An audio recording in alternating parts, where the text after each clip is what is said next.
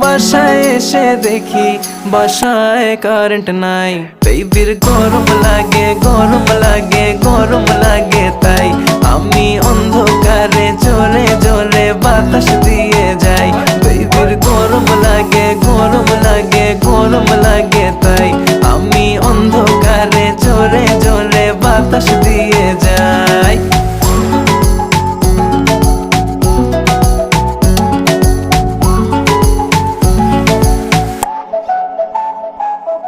বাসায় বলে দাও চার্জ তোমার ফোনে নাই,